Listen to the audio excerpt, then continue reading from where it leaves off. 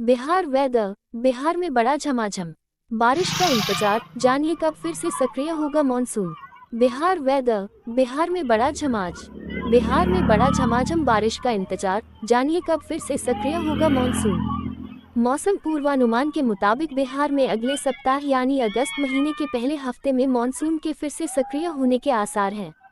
इसके बाद राज्य में दोबारा भारी बारिश का दौर शुरू हो जाएगा।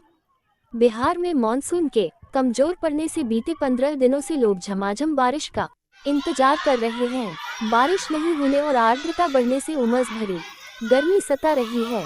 दिन रात लोगों के पसीने छूट रहे हैं। इस बीच मौसम विभाग ने मॉनसून के फिर से सक्रिय होने का अनुमान जताया है। हालांकि इसके लिए लोगों को फिलहाल हफ्ते भर का इंतजार करना पड़ेगा।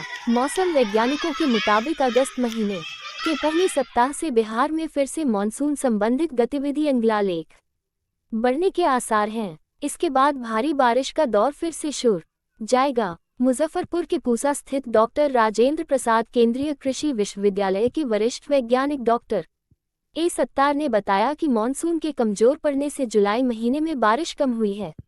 अब अगले हफ्ते से इसकी सक्रियता फिर से बढ़ने के आसार हैं। इस दौरान कई जगहों पर तेज बारिश हो सकती है। मुजफ्फरपुर में सोमवार को अधिकतम तापमान 36 डिग्री सेल्सियस दर्ज किया गया।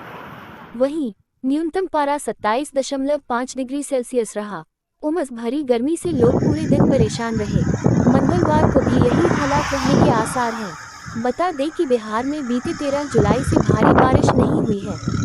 राज्य के अधिकतर जिलों में सामान्य से कम पानी गिरने से किसान भी परेशान हैं। हालांकि इस बीच कुछ जगहों पर हल्की बरसात जरूर हुई। मौसम विभाग ने मंगलवार को उत्तर, पश्चिम और दक्षिण बिहार के जिलों में वज्रपात और मेघगर्जन का येलो अलर्ट जारी किया है। इन जिलों में हल्की से मध्यम दर्जे की बारिश हो सकती है। हालांकि भारी बारिश के आसार फिलहाल नहीं हैं। हैवी रेन अलर्ट, चक्रवात से बड़ा खतरा, जानिए 30, 31 जुलाई और 1 अगस्त को कहां होगी जोरदार बारिश। मौसम विभाग ने कहा है कि बारिश का ये दौर अभी जारी रहेगा। मध्य प्रदेश में जोरदार बारिश का दौर जारी है। प्रदेश के पश्चिमी हिस्से में तो अब तक करीब 10% ज्यादा बारिश हो चुकी है। प्रदेश में उज्जैन, शाजापुर में बाढ़ की सी स्थिति है। सोमवार को बरगी बांध के गेट खोल दिए गए। 1-2 दिन में तवा बांध के गेट खोले जाने की भी बात कही जा रही है। इस बीच मौसम विभाग ने कहा है कि बारिश का ये दौर अभी जारी रहेगा। मध्य प्रदेश में सक्रिय सिस्टम तथा चक्रवात गहराने की वजह से बरसात हो रही है। मौसम वैज्ञानिकों ने अगले 3 दिनों में भी जोरदार बारिश का अनुमान जताया है।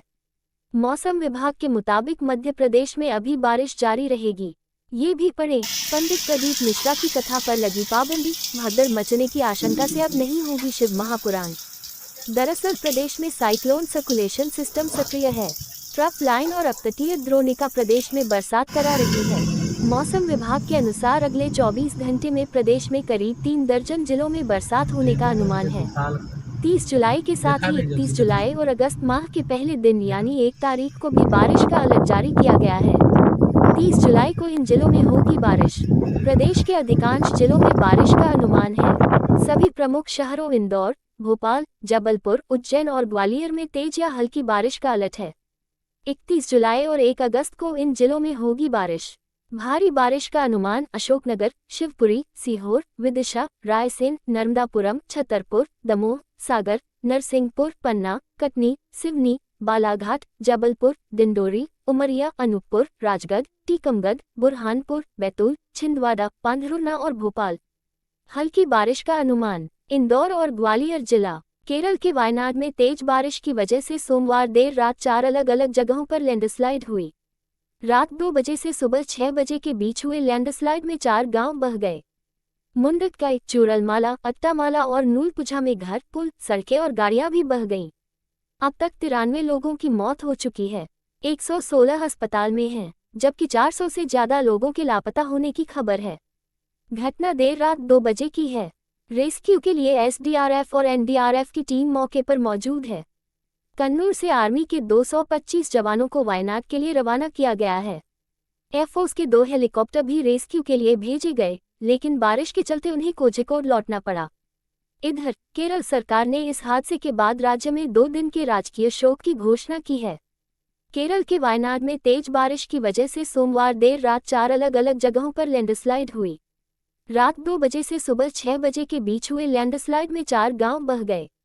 मुंडकई, चूरलमाला, अट्टामाला और नूलपुझा में घर, पुल, सड़कें और गाड़ियां भी बह गईं। अब तक 93 लोगों की मौत हो चुकी है। 116 अस्पताल में हैं, जबकि 400 से ज्यादा लोगों के लापता होने की खबर है। घटना देर रात 2 बजे की है। रेस्क्यू के लिए एसडीआरएफ और एनडीआरएफ की टीम मौके पर मौजूद है। कन्नूर से आर्मी के 225 जवानों को वायनाड के लिए रवाना किया गया है। एयरफोर्स के 2 हेलीकॉप्टर भी रेस्क्यू के लिए भेजे गए, लेकिन बारिश के चलते उन्हें कोझिकोड लौटना पड़ा। इधर केरल सरकार ने इस हादसे के बाद राज्य में 2 दिन के राजकीय शोक की घोषणा की है। 5 साल पहले इसी इलाके में लैंडस्लाइड से 17 मौतें हुईं। वायनाड के 4 गांव मुंडकई, चूरलमाला, अट्टामाला और नूलपुझा में लैंडस्लाइड की घटना हुई है। 5 साल पहले 2019 में भी भारी बारिश की वजह से इन्हीं गांवों में लैंडस्लाइड हुई थी, जिसमें 17 लोगों की मौत हुई थी। 5 लोगों का आज तक पता नहीं चला। 52 घर तबाह हुए थे। मुंडकई गांव में सबसे ज्यादा नुकसान, यहां 250 लोग फंसे। वायनाड का मुंडकई गांव लैंडस्लाइड की वजह से सबसे ज्यादा प्रभावित हुआ है। यहां रेस्क्यू टीम अब तक नहीं पहुंच सकी है। एनडीआरएफ की एक टीम पैदल चलते हुए यहां तक पहुंचने का प्रयास कर रही है। मुंडकई में करीब 250 लोगों के फंसे होने की खबर है। यहां कई घर बह गए हैं। यहां 65 परिवार रहते थे। यहीं पास के एक टी एस्टेट के 35 कर्मचारी भी लापता हैं। चूरलमाला गांव से 2 विदेशी नागरिकों को बचाया गया। जिला पंचायत अध्यक्ष शमशाद मरीकर ने बताया कि मुंडकई सड़क मार्ग से पहुंचा नहीं जा सकता है। मोबाइल नेटवर्क भी ठप है। चूरलमाला गांव में भी नुकसान ज्यादा है। यहां रेस्क्यू जारी है। यहां कई घर बह गए हैं। कई लोगों को बचाया गया है, जिनमें 2 विदेशी नागरिक भी शामिल थे। ये एक होमस्टे में रुके थे। यहां रेस्क्यू टीम एक घरों की जांच कर रही है। वायनाड में आज भी भारी बारिश का अनुमान। मौसम विभाग ने आज भी वायनाड के अलावा कोझिकोड, मल्लपुरम और कासरगोड में रेड अलर्ट जारी किया है। यानी आज भी यहां भारी बारिश होने की संभावना है। इसकी वजह से रेस्क्यू ऑपरेशन में दिक्कत आ सकती है।